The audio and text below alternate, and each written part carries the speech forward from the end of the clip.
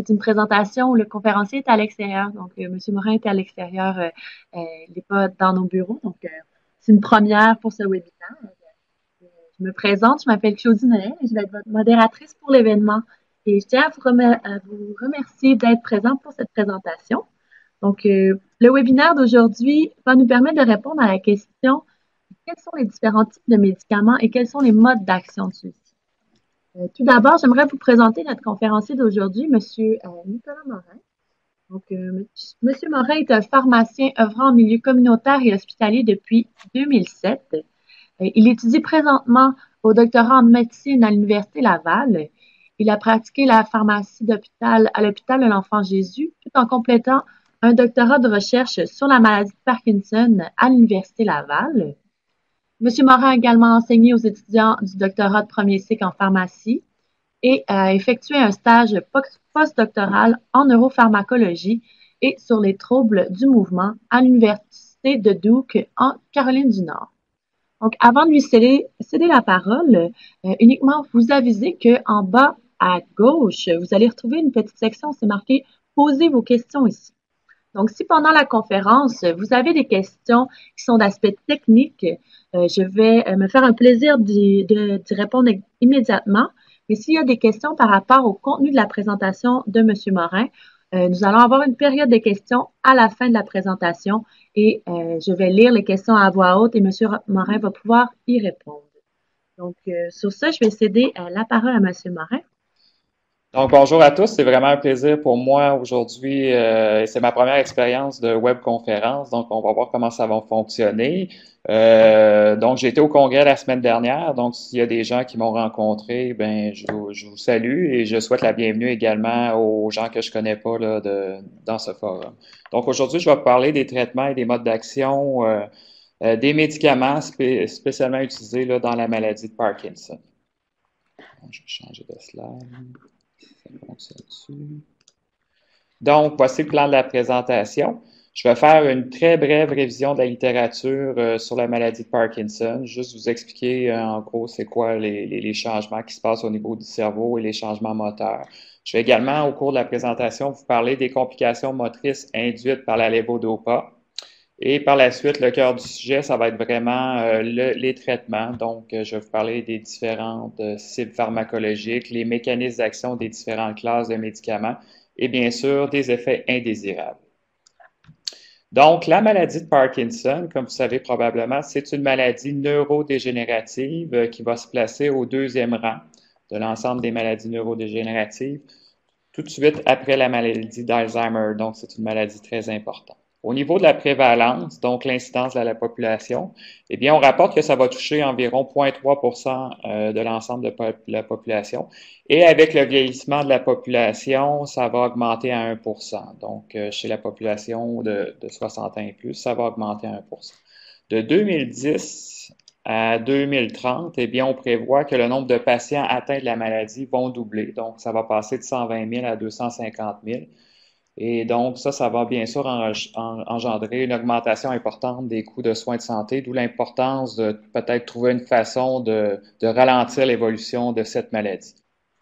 Il existe des formes juvéniles de la maladie. C'est lorsque la maladie va toucher des patients plus jeunes, généralement avant 40 ans. Donc, ça touche un petit nombre de patients, environ 5 à 10 % des patients parkinsoniens. Et c'est une forme qui est plus rare et plus difficile à contrôler les symptômes moteurs. Donc, la maladie a été décrite la première fois en 1817 par James Parkinson. Donc, la maladie porte son nom. Et à ce moment-là, il a écrit un essai sur la paralysie agitante. Donc, c'est vraiment la première personne qui a décrit pour la première fois la maladie. Donc, au niveau de la présentation clinique, eh bien, la maladie de Parkinson va se caractériser par une triade de symptômes moteurs. Donc, le premier qui comprend des tremblements au repos, une bradykinésie qui est en fait un ralentissement moteur, également une rigidité musculaire. Cette triade-là de symptômes moteurs va engendrer une instabilité posturale, et bien ce qui peut engendrer, comme vous pouvez peut-être le penser tout de suite, c'est vraiment un risque de chute et de blessure par la suite. Également, à ces symptômes moteurs va s'ajouter des symptômes non moteurs. Donc, ici, on peut voir au début de la maladie, eh bien, souvent, c'est des symptômes qui vont être plus de façon unilatérale, alors que lorsque la maladie va progresser, eh bien, on va avoir une atteinte des membres des deux côtés du corps, donc bilatérale. Et par la suite, lorsque ça va progresser, eh bien, on va voir une posture arquée et voûtée. Donc, les patients vont tenter de ramener leur centre de gravité vers le centre, si on veut, là, pour éviter les chutes. Et à mesure que ça va progresser, eh bien, on va voir une incapacité à la marche, une perte d'équilibre et vraiment, ça va avancer, là, dépendamment du stade. Classiquement, on pensait que la maladie de Parkinson, c'était seulement une atteinte du comportement moteur, mais rapidement, avec les études et l'évolution de la maladie et les différentes observations, eh bien, la maladie de Parkinson, c'est beaucoup plus qu'une atteinte des symptômes moteurs. Donc, on parle de beaucoup de symptômes non moteurs. Par exemple, chez l'ensemble des patients, eh bien, on va avoir la plupart des patients vont présenter de la dépression ou encore de l'anxiété.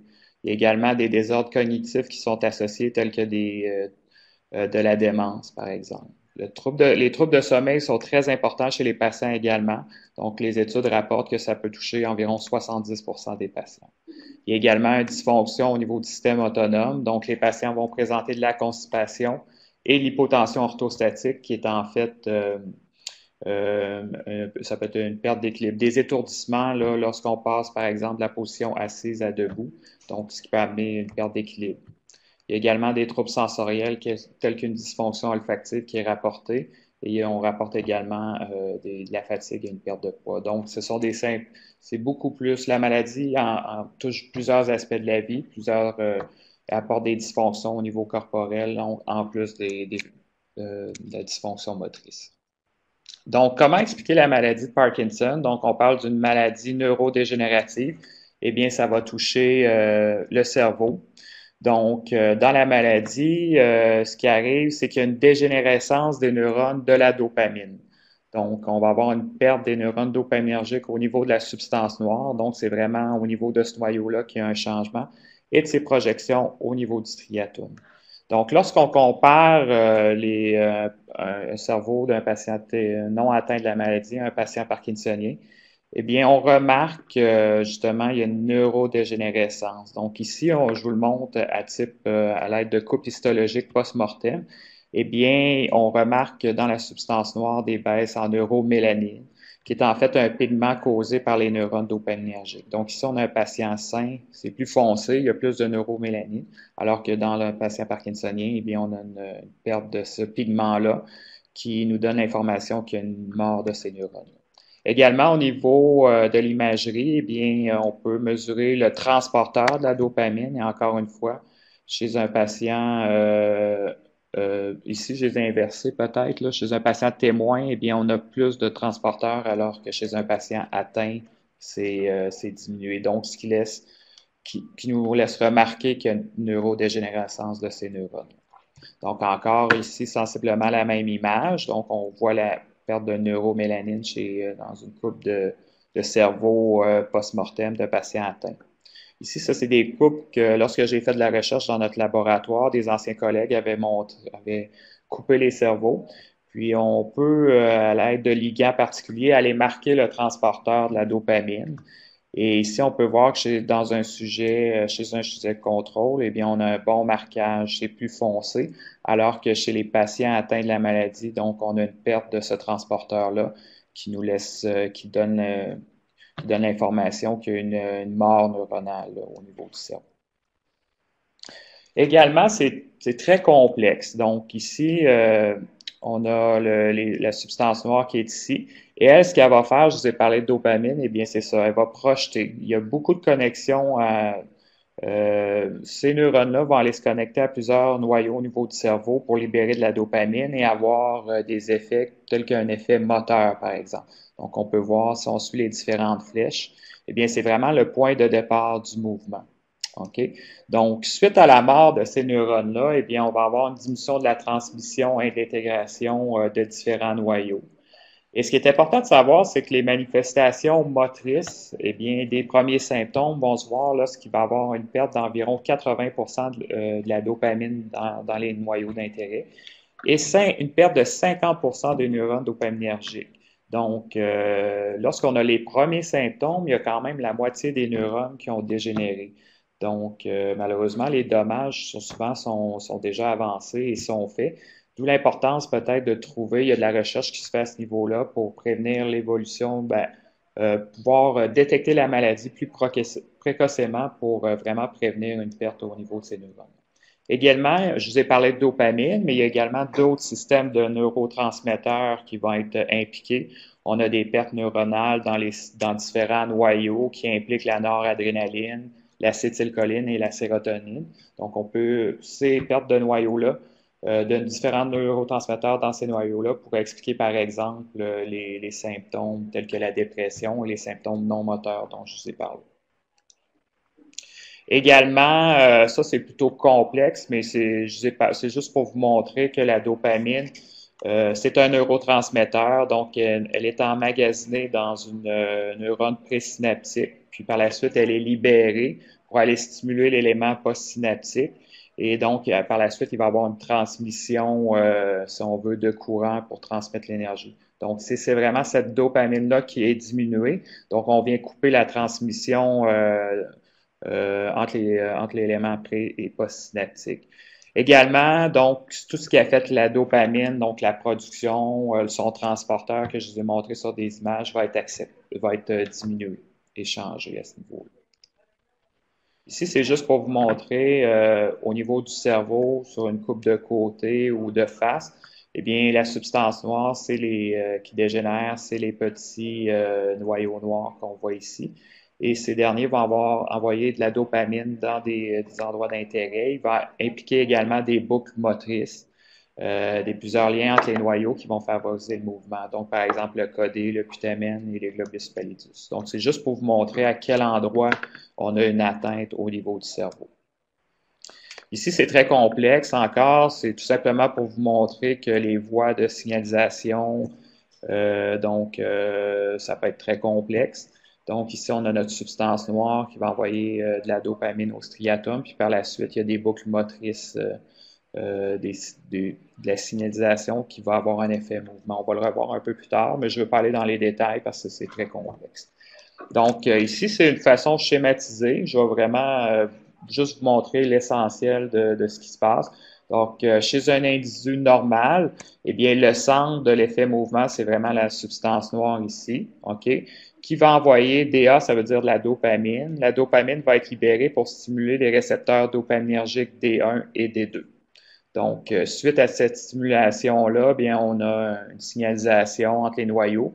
Et donc, le thalamus, un des noyaux importants, va stimuler le cortex. Donc, on va avoir un effet promoteur, si on veut. Si on compare un patient parkinsonien, eh bien, la substance noire a dégénéré ici.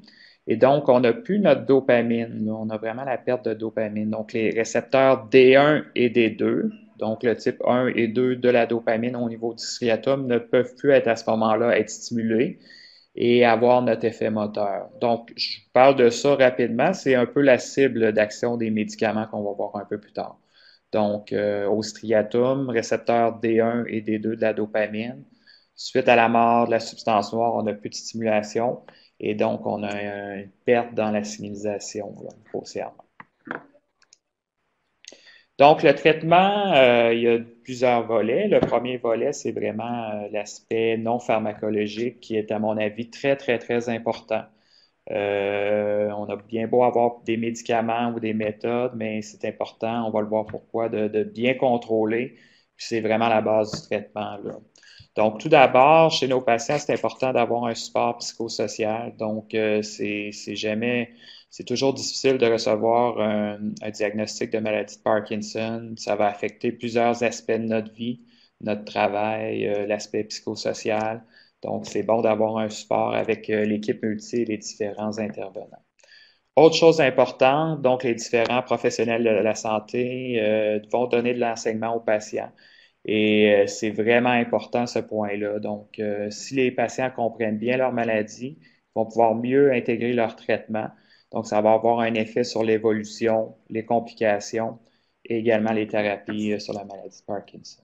Autre point important, l'exercice physique.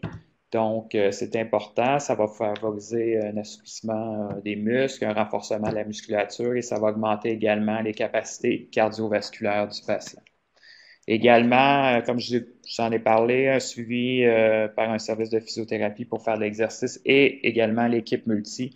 Donc, les différents intervenants vont amener un impact pour mieux contrôler la maladie. Il y a également des interventions neurochirurgicales. Je vous en parle tout de suite parce que je ne vais pas en reparler aujourd'hui. Et principalement, ça va être réservé aux patients qui vont avoir des symptômes réfractaires à nos médicaments. Donc, lorsque ça ne fonctionne pas ou lors d'une évolution plus importante de la maladie et que les médicaments ne fonctionnent pas, eh bien, ça peut être une option thérapeutique pour certains patients. Donc, on peut induire des lésions dans différents noyaux au niveau du cerveau. Également, il y a la stimulation cérébrale profonde qui est faite au Québec également, si on veut, améliorer les symptômes de la maladie. Il y a également les greffes des cellules fœtales, mésencéphaliques au niveau du striatum, qui sont à l'étude depuis environ une vingtaine d'années, mais ce n'est pas fait encore d'emblée chez les patients. Même les plus réfractaires, c'est vraiment sur des protocoles de recherche. Donc, le traitement pharmacologique, c'est vraiment une partie importante également de la maladie. Donc, on va essayer de revoir les cibles que je vous ai parlé tout à l'heure. Donc, ici, on a le cerveau, rapidement.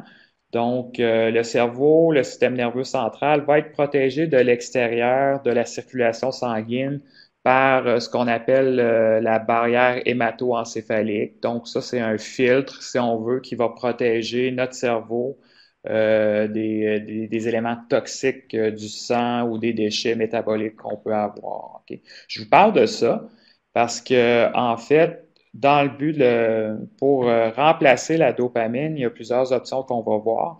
Et la première option, c'est de remplacer la dopamine par l'utilisation de son précurseur qui s'appelle la lévodopa, en fait. Je vous ai parlé de la barrière hémato-encéphalique parce que ce qu'il faut savoir, la dopamine ne peut pas traverser la barrière hémato-encéphalique, en fait. Donc, c'est pour ça qu'on va utiliser son précurseur, la lévodopa, qui peut traverser. OK? Donc, quand je parle de lévodopa, c'est la L-dopa ou encore le Sinemet. Donc, c'est un des traitements qui est utilisé dans la maladie. OK? Ça fait le tour un peu. Donc, c'est ça. Lorsqu'on va utiliser de la lévodopa, il y a environ 1% seulement des doses qu'on va prendre qui vont traverser cette barrière-là, se rendre au cerveau et par les neurones résiduels vont être transformés en dopamine pour remplacer le manque comme tel. OK? Donc, ici, c'est un autre schéma que je vais utiliser pour pouvoir expliquer les différentes options thérapeutiques. Donc, ici, on a notre barrière hémato-encéphalique. Donc, lorsqu'on est en haut, c'est comme à l'extérieur, c'est-à-dire les vaisseaux sanguins. Puis, lorsqu'on est vers le bas, on est plus à l'intérieur du cerveau, soit à l'intérieur du système nerveux central. Okay? Donc, l'option numéro 1, de traitement, ça va être d'utiliser, comme je viens de vous expliquer, la lévodopa, qui va pouvoir traverser notre barrière hémato-encéphalique et finalement va être transformée en dopamine. Et cette dernière va pouvoir aller stimuler nos récepteurs de la dopamine D1 et D2 pour rétablir finalement l'effet promoteur. Donc ça, c'est vraiment l'option de traitement numéro 2. Il y a une autre option également qui est l'utilisation des agonistes dopaminergiques. Donc, agoniste, ça veut dire que ça va aller se fixer directement sur les récepteurs de la dopamine D1 et D2, puis ça va avoir un effet promoteur également. Donc, on essaie de rétablir un peu la transmission en stimulant directement nos récepteurs. OK? J'espère que je ne vous ai pas trop perdu jusqu'à maintenant. Et l'option numéro 3 de traitement, eh bien, je ne vous en ai pas parlé, mais notre lévodopa et notre dopamine, lorsque c'est dans le système, bien, c'est dégradé par des enzymes. Ces enzymes-là sont importantes pour la dégradation parce que si on a trop de dopamine, on a trop d'effets, donc ce n'est pas nécessairement bon.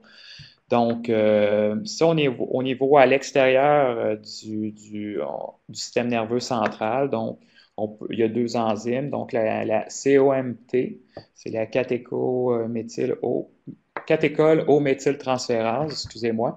Donc, c'est une des enzymes qui va dégrader notre lévodopa. Lorsqu'on est en périphérie également, il y a la dopa décarboxylase qui peut dégrader notre lévodopa. Et ce qu'il faut savoir, c'est que dans le système MET, il y a toujours deux agents. On va avoir notre lévodopa, puis il y a également de la carbidopa, qui est en fait l'enzyme, un émetteur de cette enzyme-là. Et à l'intérieur, il y a encore la COMT, qui est une enzyme de dégradation de la dopamine, et également la monoamine O-oxydase, qui est une enzyme qui va dégrader la dopamine. Donc, la troisième option, en fait, c'est d'aller inhiber ces enzymes-là pour favoriser des taux de levodopa ou de dopamine plus élevés. Donc, ça vient à dire qu'on peut prévenir la dégradation de notre levodopa ou de la dopamine. Donc, c'est principalement ça les trois options thérapeutiques. Donc, la plupart des traitements, là, j'ai résumé ici. Ça, c'est un tableau tiré d'un article que j'avais écrit là, dans la revue pour pharmaciens Québec Pharmacie. Donc, on va les repasser très rapidement, mais on va les revoir avec les avantages et inconvénients également.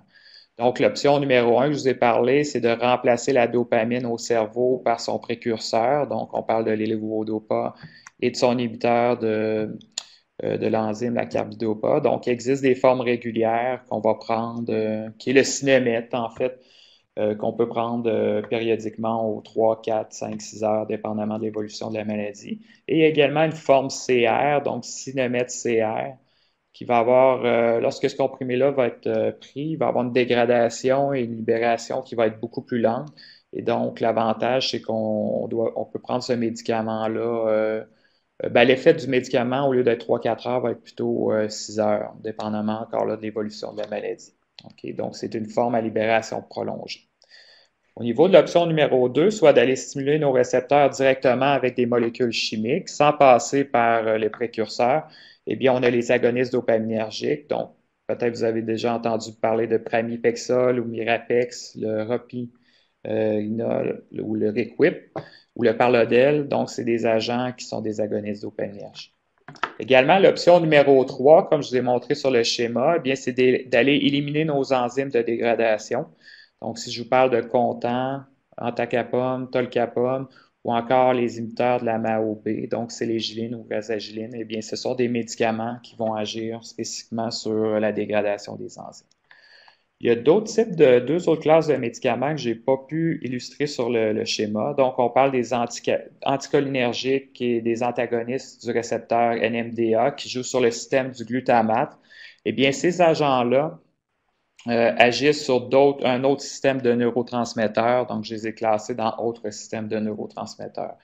Donc, on parle de Artan ou Cogentin ou encore l'antagoniste du récepteur NMDA, c'est l'amantadine ou Symetrel. Donc, on va revoir ces traitements-là dans les prochaines diapositives. Donc, ici, c'est juste pour donner une idée dépendamment de l'âge du patient, eh bien, il y a des recommandations qui peuvent orienter le traitement. Donc, chez les patients plus jeunes, lorsqu'on a des symptômes légers, peu ou pas incapacitants, eh bien, on peut y aller avec certaines thérapies telles que la rasagiline, la mantidine ou encore les anticholinergiques qui vont avoir un effet qui va être efficace spécifiquement également pour le tremblement. Lorsque les symptômes sont très incapacitants, bien chez les patients plus jeunes, on va avoir tendance à débuter le traitement avec des agonistes dopaminergiques.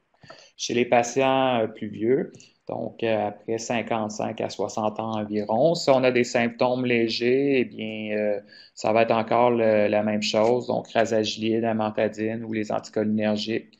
Mais lorsque les symptômes vont être plus incapacitants, eh bien, on va plus débuter la lévodopa. Donc, c'est vraiment des recommandations générales, mais ce qu'il faut savoir, c'est que le traitement va être vraiment adapté en fonction des besoins du patient, de son évaluation clinique et également selon ses préférences. Là. Donc, c'est pas des lignes directrices pour tous les patients, mais ça peut orienter là, le début du traitement. Donc, au début de la maladie, qu'est-ce qu'on va faire? Donc, bien sûr, je vous en ai parlé, c'est bien important de donner des explications et de donner suffisamment d'enseignements à la fois aux patients et aux personnes aidantes, son entourage. C'est très important. Plus qu'un patient va bien comprendre sa maladie, eh bien, il va pouvoir amener des meilleures interventions et il va également mieux contrôler son traitement. L'activité physique régulière et adaptée, ça je vous en ai parlé, c'est également très important. L'alimentation, bien sûr, comme les maladies cardiovasculaires et d'autres maladies, c'est important d'avoir une bonne alimentation. Mais l'alimentation peut également influencer la prise de médicaments impliqués dans la maladie de Parkinson, comme la levodopa, et je vais vous en parler un petit peu plus tard. Également, on recommande d'éviter les psychostimulants et les excès de caféine.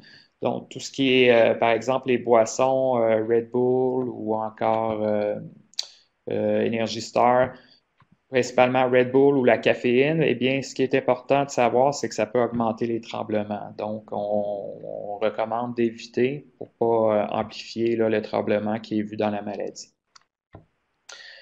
Également, au sujet de la neuroprotection, donc peut-être ce qu'il faut savoir, c'est qu'il n'y a aucun produit actuellement qui a un effet neuroprotecteur sur la maladie.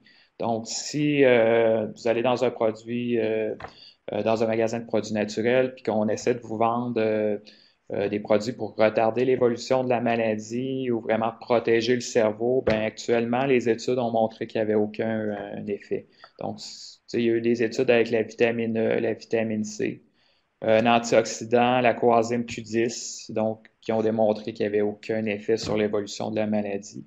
Donc, si on vous essaie de vous vendre des produits de neuroprotection, eh bien, actuellement, au moment où on se parle, il n'y a rien d'efficace. Il y a les inhibiteurs d'enzymes, la sélégiline et la rasagiline.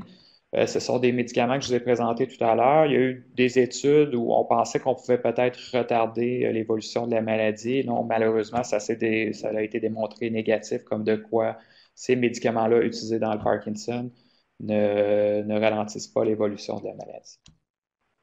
Et bien sûr, on peut décider d'attendre un peu lors du diagnostic ou d'introduire une thérapie pharmacologique. Donc, en début de maladie, il y a les anticholinergiques, comme je vous ai montré, qui font partie des autres systèmes de neurotransmetteurs. Donc, si je vous parle de Artan ou Cangentin, ce sont des exemples de molécules utilisées. Ce qu'il faut savoir, c'est que les anticholinergiques vont avoir un impact modeste sur la bradykinésie, qui est le ralentissement moteur, et la réagité. Donc, ce ne sont pas les molécules qui sont les plus puissantes ou les plus efficaces. Ils vont être particulièrement bonnes si les patients vont présenter un tremblement de repos. Mais encore là, ce n'est pas tous les patients qui vont avoir une efficacité à ce niveau-là. Quand on parle d'anticholinergiques, c'est très important de parler des effets indésirables parce que ce sont des molécules, dépendamment de la dose qu'on va donner aux patients, qui vont causer de la constipation. Donc, on sait que la maladie, dans les symptômes non moteurs, je vous en ai parlé, peuvent causer de la constipation. Eh bien, les anticholinergiques pourraient augmenter la constipation. Donc, c'est des choses à prendre en compte. Également, ça va toucher la vessie. Donc, il y a de la rétention urinaire qui est possible. Donc, par exemple, si un patient fait de l'hypertrophie bénigne de la prostate, c'est une prostate plus grosse qui empêche l'écoulement de l'urine, et bien, on va venir compliquer cette hypertrophie-là. Donc, ça peut amener des complications. Les patients vont également avoir de la bouche sèche, donc la sécheresse buccale, qui peut nuire à l'alimentation ou tout simplement au bien-être. Ça va toucher les yeux également. Quand on a des effets anticholinergiques, bien, ça peut causer une vision embrouillée. Puis il y a également l'effet chez les personnes âgées. Ça peut entraîner un déficit d'attention, ça peut nuire à la concentration, puis ça peut avoir un impact sur la mémoire également. Donc, si un patient est plus âgé, ou peu importe son âge, s'il y a une atteinte cognitive, eh bien, dans ce cas-là, ça va être contre-indiqué. Mais encore là, ces effets, comme je dis, on peut commencer vraiment relié à la dose. On pourrait commencer un traitement, puis on essaie toujours de viser la dose la plus petite efficace pour empêcher l'apparition de ces effets-là. L'autre traitement également qui est possible, c'est l'amantadine. L'amantadine, c'est vraiment une vieille molécule. En fait, c'était développé comme étant un agent antigrippal, donc c'était utilisé pour la grippe. Puis, lorsqu'on l'a administré chez les patients qui avaient la maladie de Parkinson, eh bien, on a remarqué là, dans les anciennes études des années 50 que les gens avaient moins de symptômes parkinsoniens. Donc, suite à ça, eh bien, on s'est rendu compte qu'il pourrait avoir un effet bénéfique. Donc, ce qu'il faut savoir avec la mantadine, si c'est utilisé en début de maladie, c'est que son effet va être plutôt antiparkinsonien, va être faible. C'est pas un traitement puissant, mais ça peut aider là, chez certains patients. C'est principalement utilisé pour les mouvements involontaires qu'on va voir plus loin. Donc, principalement les dyskinésies, là, ce sont les mouvements involontaires qui sont associés à la lévodopa. Donc, on va y revenir, mais c'est le seul médicament, la mantadine, qui a l'indication pour traiter les dyskinésies. Les effets indésirables avec la mantadine, ben, on peut avoir quelques effets anticholinergiques, comme que je vous ai parlé tout à l'heure, c'est-à-dire la constipation et la rétention urinaire, par exemple. On peut avoir de l'œdème qui est de l'enflure au niveau des membres inférieurs, puis ça peut venir colorer la peau. Donc, je dirais que c'est de moins en moins utilisé comme traitement de première ligne, mais on le voit quand même chez les patients. Puis, c'est principalement utilisé pour traiter les dyskinésies induites par la lévodopa.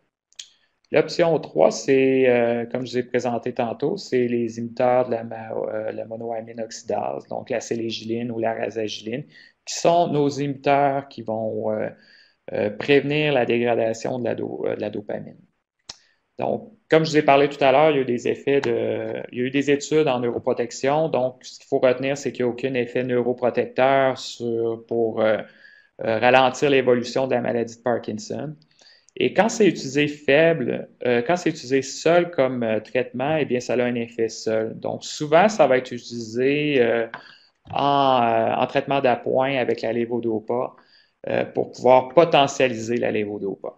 Donc, ça peut être utilisé comme traitement initial, mais ça n'a pas un effet très puissant.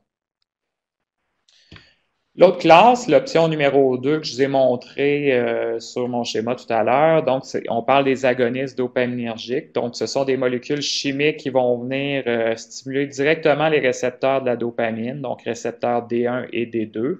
Et par la suite, ça va réactiver nos voies de signalisation pour avoir un effet promoteur. Donc, les agonistes dopaminergiques disponibles, il y a le pramipexole ou le Mirapex qui est son nom commercial. Il y a le Requip ou encore le Neupro qui est un agoniste dopaminergique qui est administré sous forme de timbre.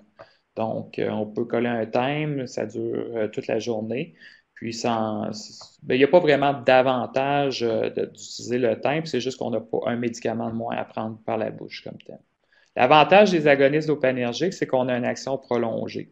Donc, on peut le prendre 1 à 2 fois par jour ou 3 fois, dépendamment de la molécule encore, de l'évolution. Mais plus que la maladie va avancer, si on prend de la lévodopa, eh bien, on va le voir plus loin, l'effet de la lévodopa va diminuer, donc nécessairement, il va falloir rapprocher les prises, le temps entre les prises, alors qu'avec les agonistes dopaminergiques, on a un effet qui est plus prolongé. En début de maladie, également, il y a moins de fluctuations motrices et de dyskinésie. Ça, c'est seulement vrai en début de maladie, alors qu'à long terme, eh bien, on va avoir la même évolution. Donc, au début, on pensait que les agonistes dopaminergiques pouvaient ralentir l'apparition des dyskinésies induites par la lévodopa et également les fluctuations motrices. Mais malheureusement, à long terme, là, il n'y a aucune prévention à ce niveau-là. C'est-à-dire qu'un patient qui commence un agoniste dopaminergique comme traitement, eh bien, on ne retarde pas l'apparition des dyskinésies lorsqu'on va utiliser la lévodopa par la suite. Donc, ça, c'est un élément important. Parce qu'au début, quand ces médicaments-là ont été apparus sur le marché il y a environ 15-20 ans, c'était un des points positifs. On pensait que ça pouvait prévenir l'apparition des dyskinésies.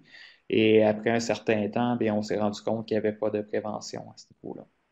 Au niveau des désavantages, ce qui est important de savoir, c'est que comme il y a une efficacité au niveau du comportement moteur qui est beaucoup moins important que la lévodopa. Donc, la lévodopa demeure encore le traitement le plus efficace. Il y a des effets indésirables aussi qui peuvent apparaître. Donc, les gens vont se plaindre de nausées, de la somnolence et également des hallucinations là, qui sont reliées à ça. Donc, C'est des choses à savoir avant de débuter une telle thérapie. Puis également, il y a des désordres au niveau du contrôle des impulsions comme tel. Donc, il y a eu en Angleterre, il y a quelques années, des poursuites parce que, comme effet indésirable, il y a des gens qui ont développé un trouble de jeu compulsif. Donc, il y a certaines personnes qui ont commencé à jouer, à gambler. Puis, suite à la faillite, ben, les patients, c'était pas vraiment connu ou assez annoncé de la part de la compagnie. Et donc, il y a un patient qui a poursuivi la compagnie là, qui produit le Pramipexole. Donc, c'est vraiment des choses à tenir en compte avant de le donner à un patient. Donc, ça peut être, quand on parle d'impulsion, ça peut être, je l'ai-tu mis sur une, oui, je l'ai mis ici, OK. Donc, impulsion, on parle de gambling, sexe compulsif, donc c'est vraiment des choses le comportement des patients change, ce qui peut amener des problématiques. Il y a une autre chose qu'il faut savoir également, c'est l'hypersomnolence. Donc, ça, ce que ça veut dire, c'est que c'est en fait des attaques de sommeil. Un patient peut être tout à fait éveillé en plein milieu d'après-midi et d'une seconde à l'autre avoir vraiment tombé endormi finalement. Donc, ça peut amener des effets graves, par exemple, dépendamment du travail du patient. Si, par exemple, un patient va opérer de la machinerie lourde ou encore conduit des vannes, des 18 roues. Donc, c'est vraiment dangereux à ce niveau-là. Donc, dépendamment des habitudes de vie, du travail du patient, ben, il faut le prendre en compte, là. Mais encore là, ça n'arrive pas chez tous les patients, mais il faut le savoir, c'est des effets indésirables potentiels. Donc, maintenant, l'option numéro un, c'est d'utiliser la levodopa. Donc, notre levodopa qui est ici, qui va traverser notre barrière hémato-encéphalique. La levodopa va être recaptée par les neurones résiduels et transformée en dopamine pour avoir un effet promoteur. Donc, c'est vraiment l'option numéro un. Comme je vous ai dit, à ce jour, la levodopa, c'est le traitement le plus efficace pour avoir un meilleur contrôle du comportement moteur.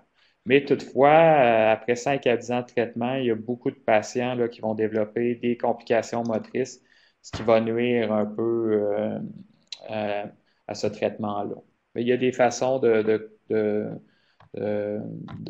de renverser, si on veut, ou de diminuer ces complications motrices-là. On va y venir également. Donc, le Sinemet, si on parle de Logodopa, le Sinemet, c'est le nom commercial, ou encore Prolopa.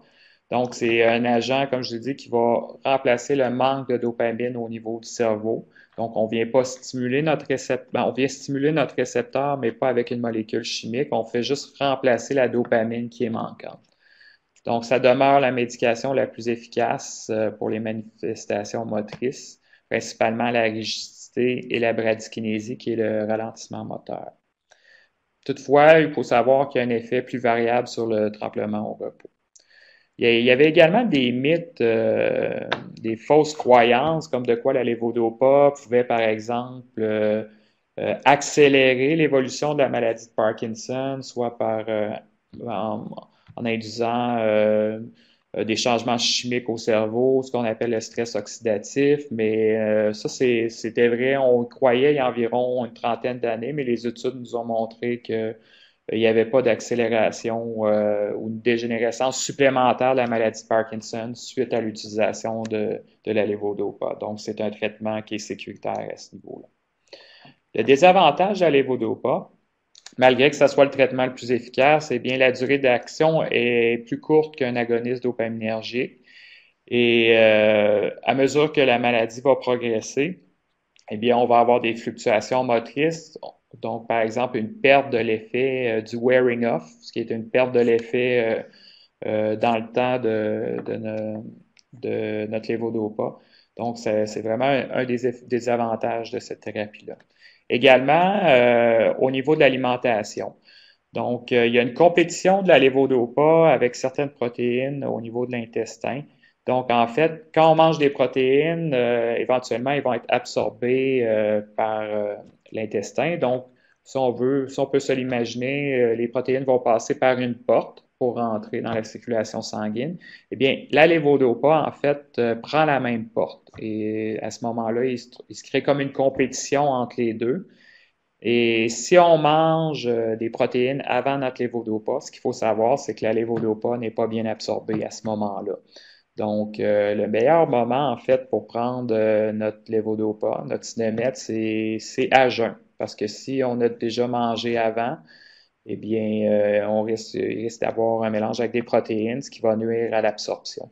Donc, ça, c'est important de le savoir. Toutefois, en début de maladie, certains patients, lorsqu'ils vont commencer la lévodopa, on peut le recommander de le prendre en mangeant parce que la lévodopa peut causer des nausées ou des vomissements ou de l'inconfort gastro-intestinal. Donc, pendant quelques mois, le pharmacien pourrait suggérer de prendre la lévodopa en mangeant, mais je dirais qu'à long terme, c'est mieux de le prendre à jeun parce que sinon, le médicament n'est presque pas absorbé. Donc, ça, c'est vraiment un élément important à savoir. Donc, c'est ça. À long terme, ce qui arrive, c'est qu'il va y avoir des fluctuations motrices. Les fluctuations motrices, c'est quoi? C'est une variation de l'effet de la lévodopa au cours de la journée. Donc, à force qu'on va donner des doses après plusieurs années, bien, notre médicament, au lieu de durer 5 heures, eh bien, il va durer 3 heures. Donc, il va falloir rapetisser le temps entre les doses. À l'inverse, dans les complications motrices, il y a également des dyskinésies, qui sont des mouvements involontaires de type choréiforme. Donc, c'est pas le tremblement de repos, mais ça va être vraiment des mouvements. J'avais une petite vidéo, mais il ne semble pas fonctionner, mais c'est pas grave, je voulais vous montrer c'est quoi. Les facteurs de risque pour avoir des complications motrices, eh bien, c'est l'âge du patient lors du diagnostic. Donc, plus un patient est jeune, nécessairement, il va être traité plus longtemps avec la lévodopa. Donc, il est plus à risque de développer des fluctuations motrices. La durée d'utilisation de la lévodopa, donc, comme je viens de dire, plus qu'on prend la lévodopa pendant une longue période de temps, eh bien, éventuellement, on va développer des complications motrices. Puis, des doses élevées et pulsatiles de lévodopa, ça favorise le développement des dyskinésies.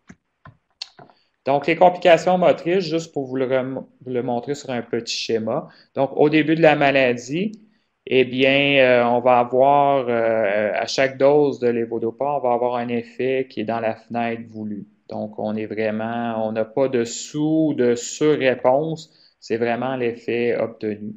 Mais à suite que la maladie va évoluer, et suite à plusieurs années de traitement, eh bien, après chaque dose, on peut voir que ça va prendre un certain temps avant d'avoir l'effet voulu. Puis à l'inverse, lorsqu'on va arriver dans le milieu des doses, on va avoir un sureffet, ce qui est en fait l'apparition des dyskinésies, soit les mouvements involontaires. Ça va? Donc, il y a différents types de dyskinésie. Principalement, ceux qui sont les plus connus ou qu'on voit souvent, c'est les dyskinésies de pic de dose. Celles-ci vont apparaître lorsque les taux sanguins de lévodopa sont les plus élevés. Donc, c'est vraiment les mouvements involontaires de type choréiforme. Il peut y avoir des dyskinésies biphasiques qui vont annoncer le début et la fin de l'effet de la lévodopa. Ou on peut avoir également des dyskinésies de type dystonie off. C'est vraiment ça prend plus de temps avant que le médicament fasse effet. Puis, à la fin des doses, on va avoir un freezing, vraiment une absence totale du comportement moteur. Rapidement, je ne vais pas aller trop dans les détails, là, mais c'est le même schéma de tout à l'heure. Donc, chez nos patients parkinsoniens, je veux juste vous expliquer ici comment les dyskinésies vont apparaître. Donc, comme vous savez, chez nos patients parkinsoniens, notre substance noire a dégénéré. Donc, il n'y a plus vraiment de dopamine pour aller stimuler nos récepteurs D1 et D2. Donc, on va utiliser la lévodopa. Cette lévodopa va venir changer un peu le comportement des récepteurs à long terme. Donc, on va avoir une modification là, de la réponse du cerveau à la lévodopa après plusieurs années. Donc, ce qu'on va voir apparaître, donc, c'est des changements dans les voies. Et donc, au lieu d'avoir une sous-stimulation du thalamus vers le cortex comme dans la maladie, après chaque dose de lévodopa, on va avoir l'inverse. Donc, une surstimulation du thalamus vers le cortex.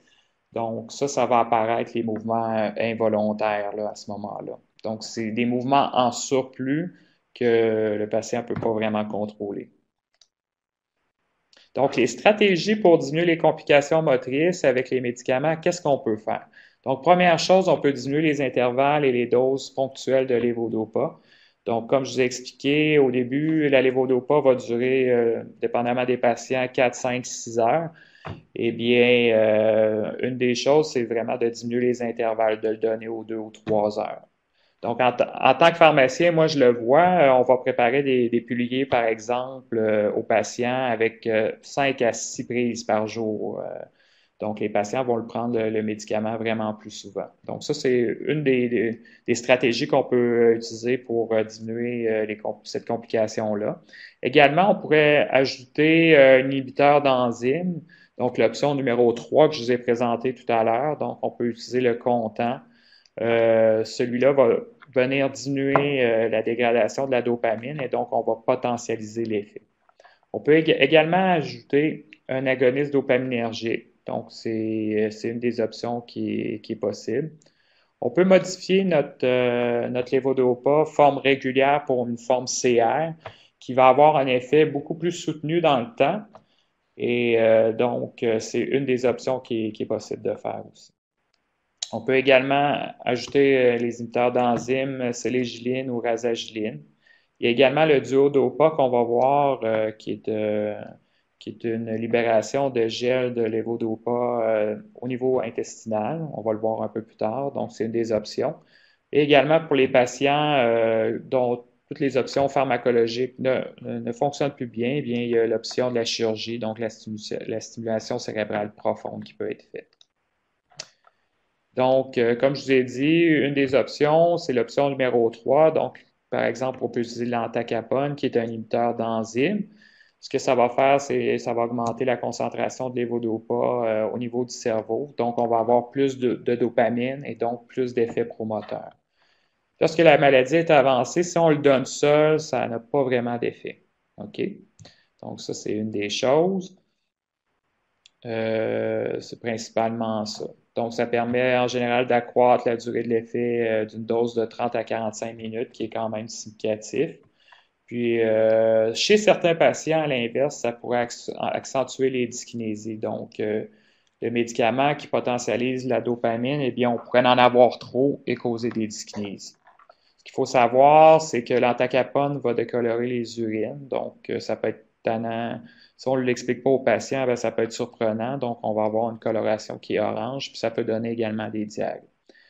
Peut-être certains d'entre vous, vous prenez le Stalevo, qui est en fait une combinaison de lévodopa, cinnamate avec le comptant là, comme tel. Donc, c'est pas un médicament qui est nouveau, mais au lieu de prendre 2 pilules, finalement, on en prend juste une, étant donné que c'est combiné ensemble. Donc, si on parle spécifiquement des dyskinésies, donc 50% des patients après des 5 ans de traitement à la lévodopa, donc c'est un pourcentage élevé, eh bien 50% des patients vont présenter des dyskinésies. Donc, c'est vraiment une problématique avec la lévodopa. Donc, c'est le traitement le plus efficace, le plus utilisé. Il n'y a rien d'autre vraiment qui est mieux que ça, mais c'est un des problèmes. Les dyskinésies vont finir par apparaître un jour ou l'autre. Okay. C'est également fréquemment associé à des fluctuations motrices. Donc, un patient peut avoir des dyskinésies seules, mais souvent les fluctuations motrices sont présentes également. Quelles sont les stratégies pour diminuer les dyskinésies? Bien, la première des choses, on peut réduire la dose de lévodopa. Donc, comme je vous ai expliqué, si on a trop de dopamine, bien, ça a un effet pervers à long terme à mesure que la maladie a évolué. Donc, en réduisant la dose, on va diminuer les dyskinésies. On peut également donner des doses plus petites, mais plus fréquentes. Donc, un peu comme dans le wearing off ou la perte d'effet dans la fluctuation motrice que je vous ai parlé tout à l'heure. Donc, on pourrait rapetisser l'intervalle entre les doses. On peut également combiner avec un agoniste dopaminergique. Il y a également le fameux traitement lamentadine que je vous ai parlé qui peut être ajouté en surplus à la lévodopa pour contrôler les dyskinésies. Et dans les cas réfractaires, eh bien, il y a le duodopa qu'on va voir, qui est une option. Également les chirurgies fonctionnelles comme la stimulation cérébrale profonde. Okay? Le duodopa, c'est quoi?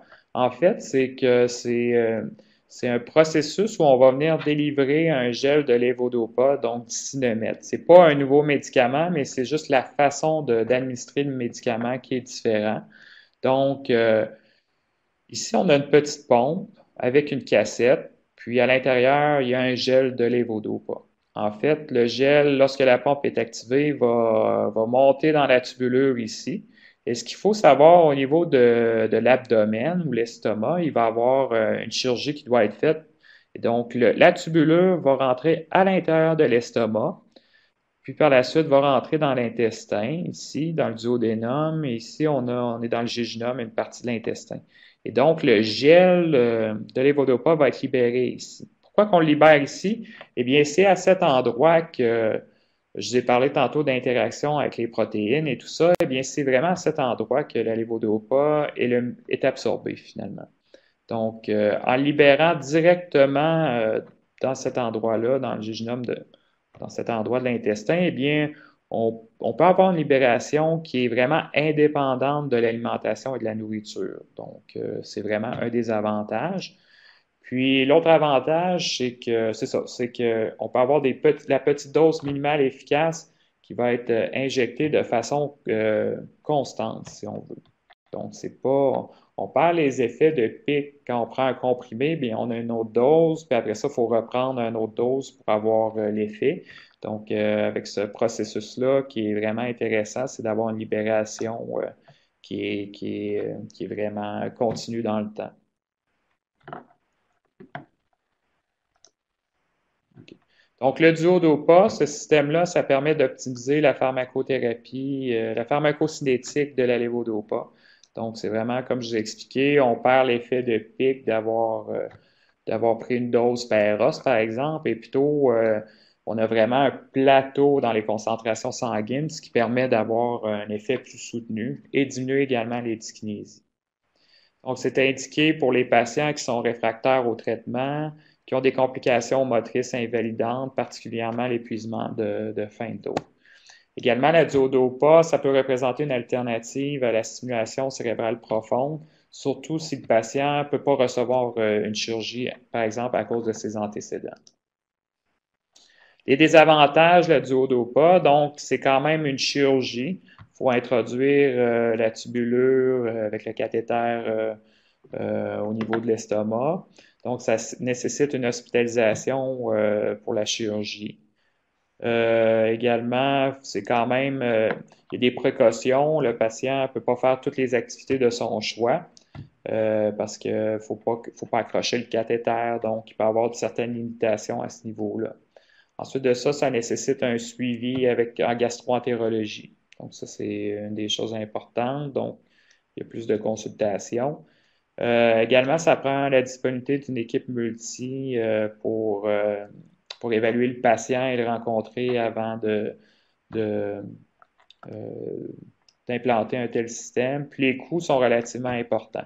C'est payé par le gouvernement, mais c'est quand même ça coûte plus cher que prendre seulement le médicament en comprimé vers la bouche. Donc, c'était juste pour vous montrer les désavantages.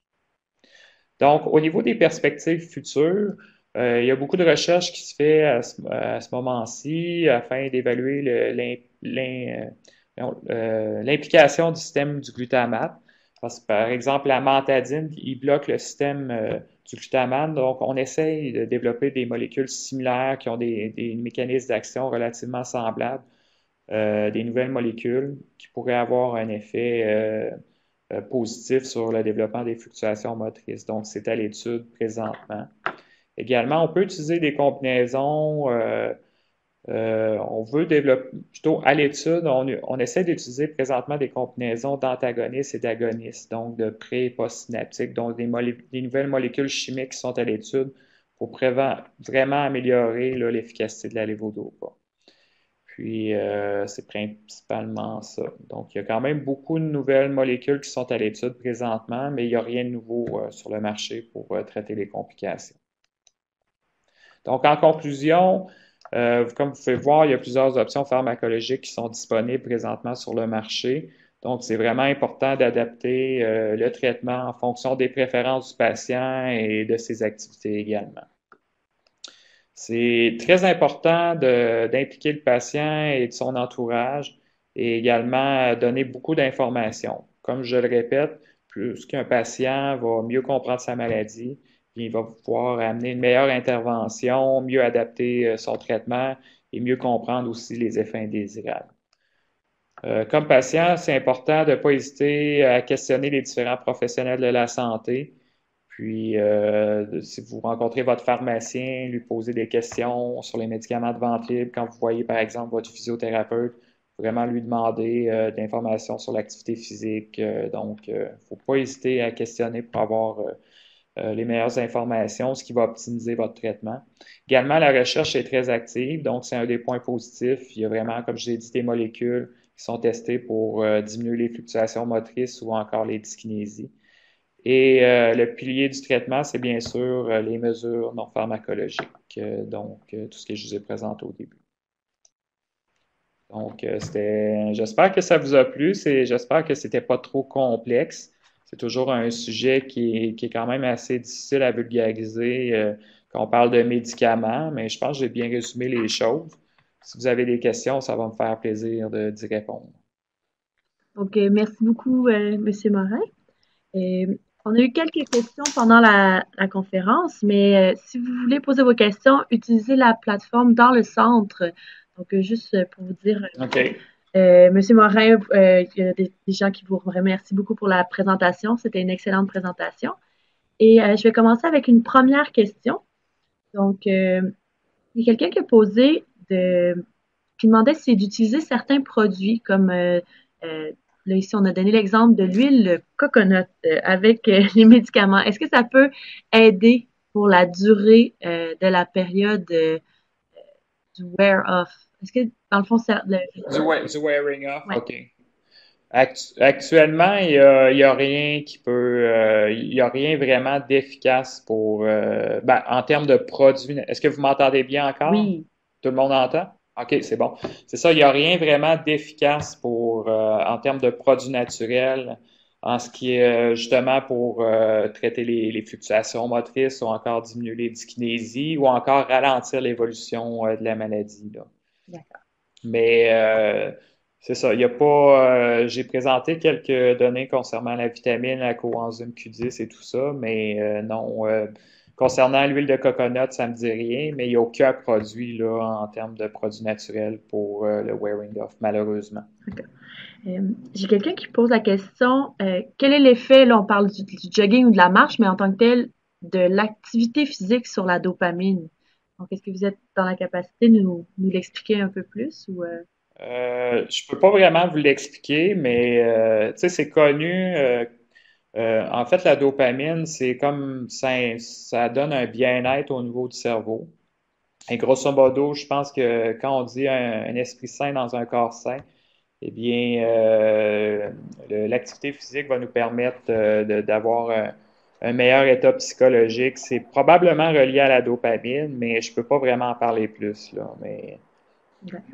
Mais le sport, ça a vraiment un effet bénéfique. Tu sais, je vous ai parlé de beaucoup de symptômes moteurs, donc le fait de renforcer son corps, les études ont montré qu'il y avait clairement un effet bénéfique sur l'évolution, pas sur l'évolution de la maladie, mais sur la qualité de vie comme telle. D'accord, merci. Mais concernant la dopamine, il n'y a pas vraiment de données sur le sport, l'impact du sport sur les neurotransmetteurs. Mais on sait que c'est bon, puis moi je pense que probablement oui que ça a un effet, là, mais je peux pas vraiment dire plus. D'accord. Euh, donc, il y a quelqu'un qui pose la question, est-ce que les traitements pharmacologiques pour la paralysie supranucléaire, qui est dans la famille de Parkinson, c'est les mêmes types de traitements qui sont disponibles? Donc, pour le Parkinson et Euh, paralysie ça, je, supranucléaire? ça, je suis moins un expert dans cette maladie-là. Là. Faudrait que je révise, je peux pas répondre comme ça, mais peut-être la personne pourrait m'envoyer un courriel, puis je vais devoir fouiller un peu, là, mais il y a des traitements qui sont disponibles, mais pas mal, c'est très peu comparé à la maladie de Parkinson. D'accord. Et Euh, peut-être que la personne pourrait prendre mon courriel, puis je pourrais lui envoyer de l'information, mais par cœur, vite, vite comme ça, j'ai pas l'information pour répondre. C'est moins mon champ de domaine. Parfait. Je vais mettre la personne en contact avec vous. Parfait. J'ai la question, la primidone est dans quelle catégorie de médicaments? La primidone, ça doit être, c'est un anticonvulsivant, ça, je pense. Je vais vérifier ici. C'est rare que je. C'est un barbiturique, ouais, c'est ça. Ça a un effet sur, si on veut, le seuil, l'état convulsif. Ça peut être un agent qui diminue un peu le seuil de convulsion, si on veut. Donc, c'est plus un agent. C'est pas vraiment utilisé là, comme tel pour la maladie de Parkinson, à moins qu'on ait vraiment un trouble d'épilepsie, par exemple, là, mais c'est vraiment un agent barbiturique qui va agir au cerveau sur des voies de signalisation et des neurotransmetteurs différents, là.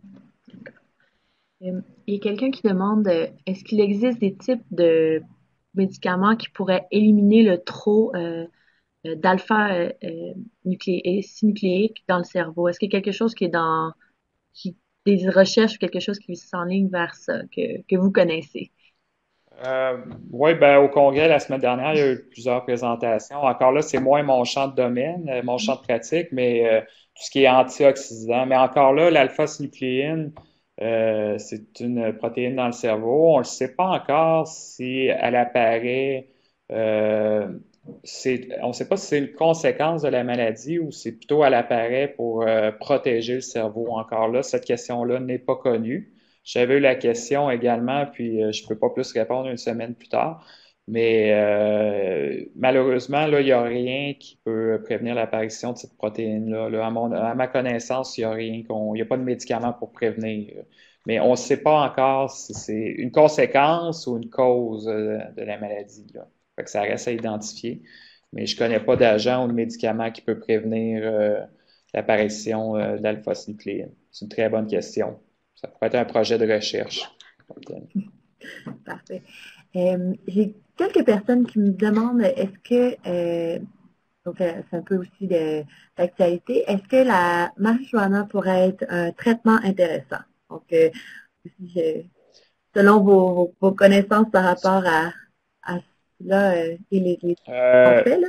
je, je pense que ça pourrait être éventuellement une option de traitement. Tu sais, je vous ai parlé de dopamine, de sérotonine, mais il y a également d'autres neurotransmetteurs qui sont impliqués, donc les systèmes qui impliquent les cannabinoïdes suite à la marijuana. Donc, euh, pour l'instant, on a sur le système cannabinoïde, il y a des changements de récepteurs qui ont été observés, mais on ne sait pas encore vraiment l'effet de ces produits-là, là.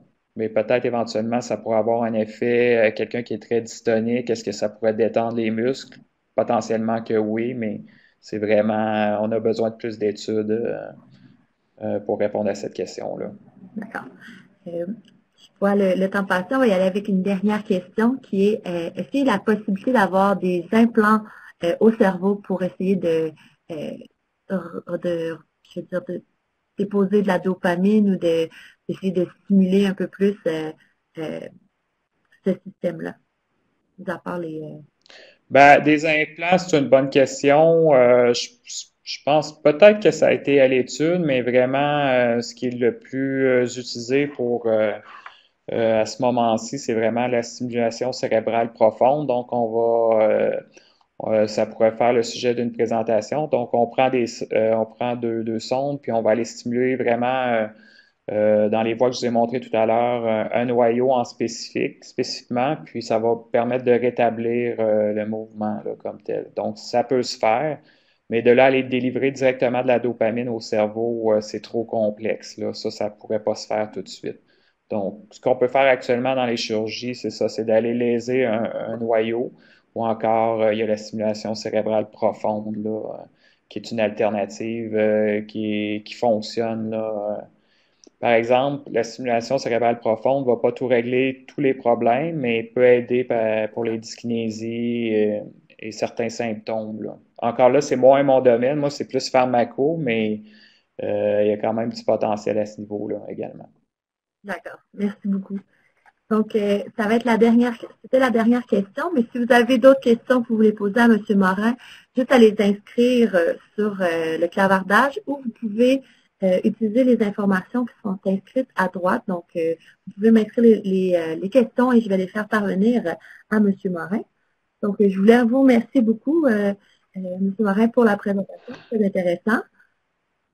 Et je voulais aussi remercier les participants d'avoir été présents pour écouter le webinaire et aussi vous aviser que cette présentation était possible grâce à une subvention à caractère éducatif qui a été donnée par AbbVie. Et dans le fond aussi vous indiquer que le prochain webinaire, les inscriptions sont déjà disponibles. Donc en bas à gauche, en bas de l'image de M. Morin, vous allez voir qu'il y a le lien pour vous inscrire. Donc, celui-ci va parler des montagnes russes, des fluctuations motrices. Donc, un peu encore en lien avec le thématique d'aujourd'hui.